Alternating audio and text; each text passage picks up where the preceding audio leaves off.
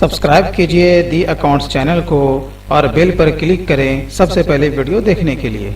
Hello everyone, मैं आपका दोस्त शफी अहमद और आप देख रहे हैं हमारा यूट्यूब चैनल दी अकाउंट्स। दोस्तों, आज हम लोग बात करेंगे कि जीएसटी नंबर लेने के बाद हमें कब क्या और कैसे करना है, क्योंकि इससे पहले मैंने काफ़ी सारे इससे संबंधित वीडियोस डाले हैं, लेकिन ये वीडियो कुछ न्यू अपडेट के साथ है।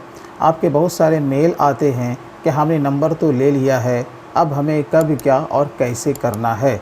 दोस्तों, अगर आप व्यापारी हैं, आप ख़ुद से अपने किसी भी टाइप का रिटर्न आप घर बैठे अगर आप अपना करना चाहते हैं तो आप इस वीडियो को एंड तक अब ज़रूर देख लें। तो चलिए दोस्तों, बिना वक्त को ज़ाय किए हम लोग आज का वीडियो शुरू करते हैं।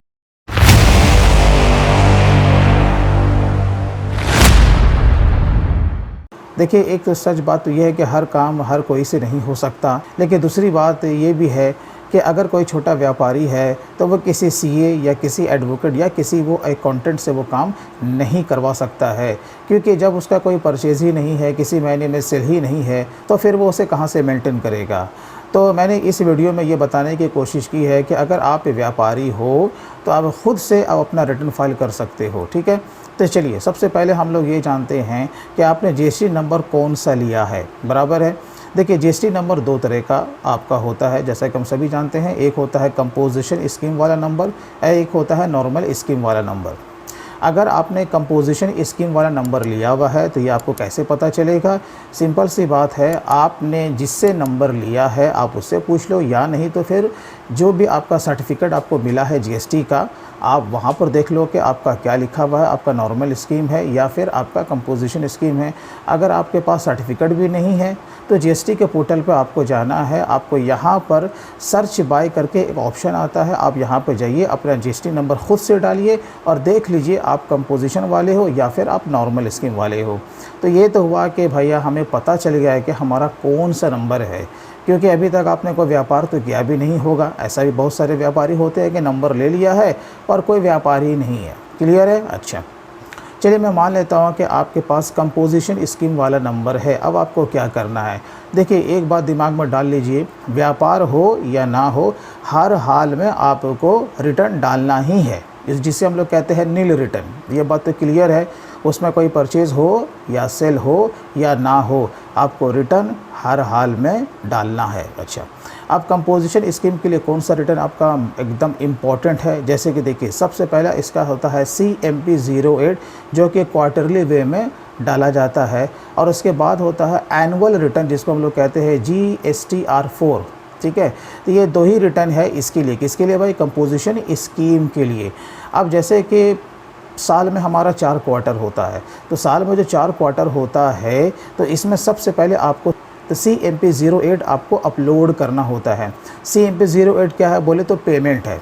क्या है कि हमें गवर्नमेंट को पेमेंट करना है। और आपको ये बात ज़रूर मालूम होना चाहिए कि कंपोजिशन स्कीम वाले को ना ही तो इनपुट टैक्स का क्रेडिट मिलता है और ना ही वो कस्टमर से टैक्स को वसूल कर सकते हैं। यानी कि इसमें ना ही आपने टैक्स लिया और जो आपने टैक्स भरा वो उसका आपको ITC नहीं मिलेगा। क्लियर है? तो इससे क्या पता चला, आपको अपने पॉकेट से ही गवर्नमेंट को टैक्स पे करना पड़ेगा। वो भी किस पे आपको करना पड़ेगा? जो भी आपने जिस क्वार्टर का आप लोग पेमेंट करने जा रहे हो टैक्स का, उस क्वार्टर में जो भी आपका टोटल सेल हुआ है या आपने जो भी सर्विस दिया है आप उसको जोड़ो। जैसे मान के चलो कि पहला क्वार्टर है अप्रैल टू जून, इसमें आपने जितना भी आपने सेल किया है आप उसको टोटल जोड़ लो। ठीक है, जोड़ने के बाद जो भी निकलता है, अब इसमें रेट दिया गया है। अगर आप सर्विस होल्डर हैं तो आपको 6% देना है। इसके अलावा अगर आप कोई ट्रेडिंग कंपनी है तो 1% देना है। फिर इसके अलावा हो जाता है आपका रेस्टोरेंट है तो आपको 5% देना है। ठीक है, इसका आधा आपका बढ़ जाता है SGST में और CGST में। तो CMP 08 आपका क्या करता है? वो पेमेंट का काम करता है। ठीक है ना? तो आपका साल में 4 क्वार्टर होता है। आप देख लीजिए, आपका जिस क्वार्टर में जितना भी सेल आउट आपका हुआ है उस पे आपको ये टैक्स आपको कैलकुलेट करके दे देना है। ये क्या हो गया? हर क्वार्टर वाली बात। लेकिन रिटर्न आपका एक ही जाएगा। अब वो क्या जाएगा? GSTR 4। क्लियर है? तो ये बात हो गई आपका कंपोजिशन स्कीम वाले के बारे में। अब बाकी ड्यू डेट क्या होता है? जब आप जीएसटी के पोर्टल पे जाओगे तो ड्यू डेट आपका वहाँ पर ही दिख जाएगा, या फिर अगर आप लॉगिन करते हो तो वो सबसे ज़्यादा ऑथेंटिक होता है कि लॉगिन करने के बाद आपका उस फॉर्म में कौन सा ड्यू डेट आपका दिख रहा है, क्योंकि कोरोना काल में ये आपका आगे पीछे हो ही रहा है। लेकिन फिर भी मैं आपको बता देता हूं कि अगर CMP 08 अगर आप फाइल करने जा रहे हो तो पहला क्वार्टर का अगले महीने की 18 तारीख तक आपको CMP 08 आपको फाइल कर देना है, ठीक है। फिर उसके बाद आपका होता है एनुअल रिटर्न, बोले तो GSTR 4, वो आपका यानी कि अप्रैल टू मार्च का रिटर्न जो डालोगे अप्रैल यानी कि 30 अप्रैल 2022 को, जैसे कि अभी आपका 21-22 चल रहा है, तो इसका रिटर्न आपको कब डालना है, आपका 30 अप्रैल 2022 को, ठीक है। और अगर आपने नहीं डाला तो ये भी जानना ज़रूरी है, बहुत भारी आपका लेट फाइनेंस में लग जाएगा, पर डे के हिसाब से 200 रुपये आपको लगने वाला है, ये याद रखिए। इसलिए ड्यू डेट से पहले ही आपको रिटर्न फाइल कर देना है, व्यापार हो या ना हो, ठीक है। चलिए अब हम लोग आ जाते हैं नॉर्मल स्कीम के बारे में।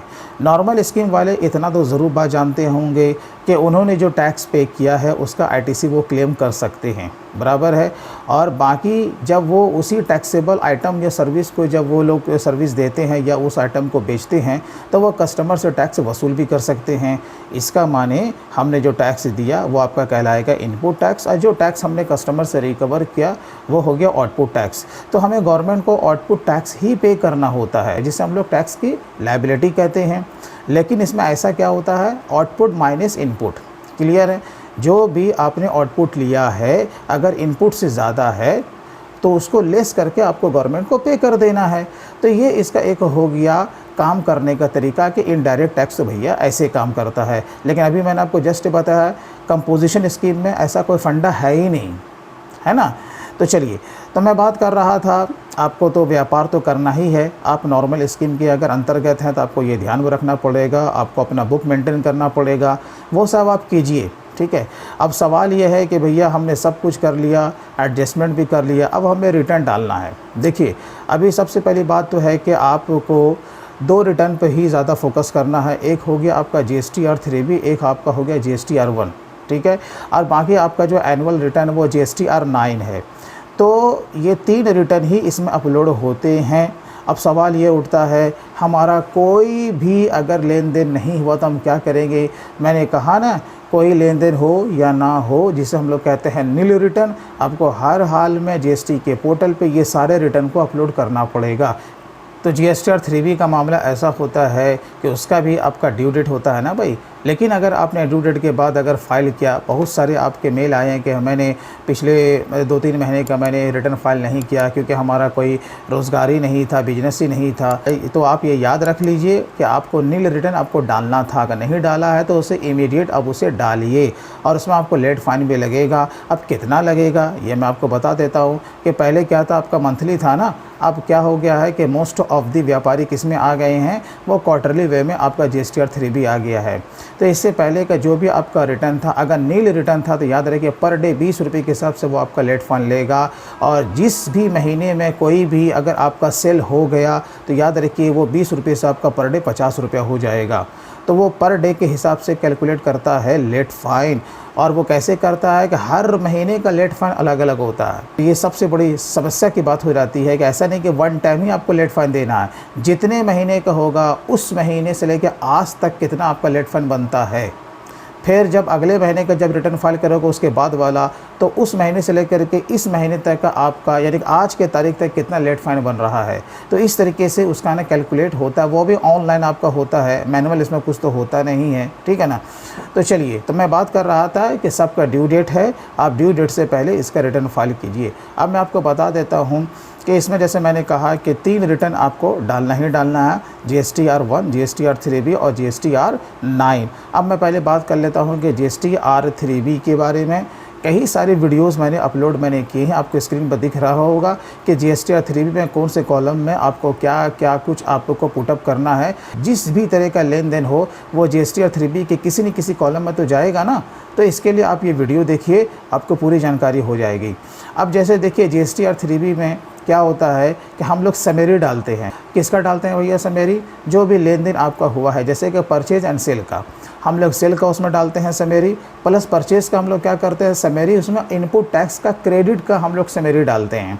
अब यहाँ पर बहुत सारे लोगों ने ये मुझसे क्वेश्चन पूछा है कि हम आईटीसी का क्लेम हम कैसे करेंगे। चलो मान के चलो कि आप जिस भी महीने या जिस भी क्वार्टर का आप जीएसटी और 3B का रिटर्न फाइल करने जा रहे हो, आप ये देखो कि आपका टोटल कितना बिल है। ठीक है, आपके पास तो बिल है। अब ये क्या है, शर्त ये है कि वो बिल आपका जीएसटी और 2A में रिफ्लेक्ट करना चाहिए, वो दिखना चाहिए। मैंने इससे पहले भी एक वीडियो मैंने बनाया था, मैंने पूरा डिटेल में बताया था पूरे फॉर्म्स के बारे में। तो वो जो आपने जो बिल परचेज़ किया है वो कहाँ दिखना चाहिए, जीएसटी और 2A के पोर्टल पे दिखना चाहिए। और वही ऑटोमेटिक क्या होता है, वो आपका जीएसटी और 2B में दिखता है। और जब जीएसटी और 2B में दिखता है तो वही आपका बाय डिफ़ॉल्ट जीएसटी और 3B के ऑल अदर आईटीसी वाले कॉलम में दिखता है। क्लियर है। अब सवाल ये उठता है कि जब आप रिटर्न फाइल करने जा रहे हो तो वो 2B में नहीं दिख रहा, सीधी सी बात है 2B भी नहीं दिखेगा तो 3B में भी वो ऑटोमेटिक वो आपको नहीं दिखेगा। क्लियर है। लेकिन आपके पास बिल तो है, तो आपको ये देखना है कि भैया आईटीसी जो आपको लेना है वो 2A में दिख रहा है या नहीं दिख रहा है। वो 2A में दिखना शर्त है। अगर 2A में दिख गया तो फिर आप इसका मैनुअल वहाँ पर फिगर भर दो। तो क्या होगा, वो इस तरीके से आप इनपुट टैक्स क्रेडिट का आप क्लेम कर सकते हो जीएसटी और 3B में। ठीक है। और उसके लिए कॉलम कौन सा है, ऑल अदर आईटीसी। आपको वहाँ पर आपको ये क्लेम आपको करना है। वहाँ पर आपको याद रखना है कि सिर्फ उसमें टैक्स का ही ब्यौरा उसमें देना है, ऐसा नहीं कि परचेज़ का समरी आपको देना है। जो भी माल परचेज़ किया है, कितना आपने IGST पे किया, कितना SGST और कितना CGST, वो आपको वहाँ पर कैलकुलेट करके आपको देना है। ठीक है। अब मान के चलो कि सिर्फ आपका परचेज़ ही हुआ, उस महीने में कोई सेल नहीं हुआ, तो क्या करोगे, टेंशन नहीं लेना है। अरे भैया जो भी जिस तरह का लेन देन है उसका डेटा फिलअप करना है, जो नहीं है उसे वैसे छोड़ देना है। क्लियर है। बाकी आपका रिटर्न आपका क्या हो जाएगा, अपलोड हो जाएगा। जिस महीने में कोई सेल ही नहीं है तो क्या हम पर कोई लायबिलिटी बनेगी, नहीं बनेगी। बस आईटीसी का क्लेम करो और रिटर्न आप फाइल कर दो। और दोनों में से कोई भी नहीं है, ना ही परचेज है, नहीं सेल है, जैसे मैंने कहा, उसके लिए क्या है, नील रिटर्न ऑप्शन पहले ही आता है कि भैया नील रिटर्न है, तो हाँ खटक से करो और अपना रिटर्न फाइल कर लो। बहुत ही इजी है। तो आपको जीएसटी और 3B इस तरीके से फाइल करना है और हर हाल में आपको करना ही पड़ेगा। क्लियर है। अब आ जाते हैं जीएसटी R1 में। देखिए, जिसका ड्यू डेट पहले होता है आपको रिटर्न उसका पहले ही फाइल करना है। अगर जीएसटी और 3B का ड्यू डेट पहले है तो आपको पहले उसे फाइल करना है। जीएसटी R1 का ड्यू डेट पहले है तो आपको पहले उसे फाइल करना है। अब आप बोलोगे, आप दुविधा में क्यों डाल रहे हो, किसका ड्यू डेट पहले होता है। भैया तो पहले जीएसटी R1 ही पहले हम लोगों को फाइल करना चाहिए, क्योंकि जब हम लोग जीएसटी R1 फाइल जब करते हैं वही ऑटो पॉपुलेट होकर के उसका समरी जीएसटी और 3B में गिरता है। और दोनों का डेटा मैच करना चाहिए हर हाल में, ये आपको मालूम होना चाहिए। यानी जीएसटी और 3B का समरी और पहले जीएसटी R1 का डिटेल, ये पूरा आपका एक दूसरे से मैच करना चाहिए। अगर मिसमैच करेगा तो फिर आपको परेशानी हो जाएगी। ठीक है। तो चलिए अब देखिए, जीएसटी R1 जैसा कि आप जानते हो वो भी आपको फिलअप करना है। अगर आपका कोई लेन देन नहीं है तो नील डालो। जीएसटी R1 बोले तो सेल, जो भी आपने माल को सेल किया है या सर्विस को आपने प्रोवाइड किया है उसका ब्यौरा, हर एक बिल का ब्यौरा, कौन से रजिस्टर्ड को बेचा, कितना अनरजिस्टर्ड को बेचा, उसमें कितना डेबिट नोट है, कितना आपका क्रेडिट नोट है, वह सब कुछ आपको कहाँ देना है, जीएसटी R1 में देना है। इस पर भी मैंने बहुत सारे वीडियोस अपलोड किए हैं, तो आप ये वीडियो को देखिए। ठीक है ना। जब तक आप डिटेल में ये सारे वीडियो को नहीं देखिएगा तो आप खुद से अब अपना रिटर्न फाइल नहीं कर पाइएगा, क्योंकि सारे चीज़ों को एक ही वीडियो में कवर करना इतना आसान काम नहीं है। वीडियो बहुत सारे लंबे हो जाते हैं और ज़्यादा बड़ा वीडियो को देखना नहीं चाहता। तो इसलिए ये जो आपको स्क्रीन पर दिख रहा है जीएसटी R1 का, और इससे पहले आप जीएसटी और 3B का आपने देखा, ये दोनों वीडियो आप इसको ख़ास तौर से आप देख लीजिए तो पूरा कॉन्सेप्ट आपका क्लियर हो जाएगा। ठीक है। तो चलिए, अब यहाँ पर एक बात ये हो जाती है कि जैसे कि debit note and credit note का भी चक्कर हो जाता है। जो अकाउंट्स के बंदे हैं या जो प्रोफेशनल अकाउंटेंट है वो तो इसे हैंडल आराम से कर लेते हैं, लेकिन बात हो जाता है व्यापारी की बात। तो यहाँ पर अब आपको एक बात मैं बता दूँ, जीएसटी और 3B में भी इसका इम्पैक्ट पड़ेगा और जीएसटी R1 में भी इसका इम्पैक्ट पड़ेगा। मैंने बोला ना, दोनों का आपका डेटा आपका सेम होना चाहिए, बराबर है कि नहीं। तो इसलिए आपको घबराने वाली बात नहीं है, बस पेशेंस के साथ आप कोई भी चीज़ को समझिए और उसको आप इम्प्लीमेंट कीजिए। जैसे कि मैंने कहा debit note and credit note, जैसे कि आपने कोई माल को ख़रीदा तो कभी कभी हम लोग क्या करते हैं, वापस भी करते हैं ना। तो जब आपने माल जब ख़रीदा था तो आपने जीएसटी पे किया था ना। मान के चलो कि आपने 100 रुपये का माल ख़रीदा, उसमें आपने 5 रुपये का टैक्स पे किया, तो टोटल 105 रुपया आपने पे किया, तो उसमें आपका जीएसटी कितना था, 5 रुपया। क्लियर है। वो आईजीएसटी के रूप में भी हो सकता है, अगर लोकल है तो वो एसजीएसटी सीजीएसटी में 2.5% वो बढ़ जाएगा। ठीक है। अब सवाल ये उठता है, जो माल आपने ख़रीदा, हो सकता है कि आपने कुछ माल वापस कर दिया किसी भी महीने में, इस महीने में ना होकर के अगले महीने में। तो मैं मान लेता हूँ कि इसी महीने में आपने कुछ माल वापस कर दिया, मतलब कि 50%। कितना माल आपने वापस कर दिया, 50%।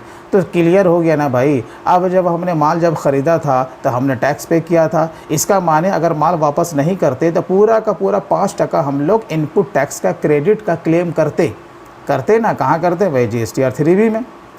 लेकिन क्या हुआ, आपने उसी महीने में आधा माल वापस कर दिया। जब आधा माल वापस कर दिया तो 50%, और 50% पे जो भी आपका टैक्स अप्लाई होगा, क्योंकि जब आपने माल ख़रीदा तो आपने टैक्स पे किया था। अब जब माल वापस करोगे तो टैक्स भी तो उसका वापस होगा ना भाई, समझे ना।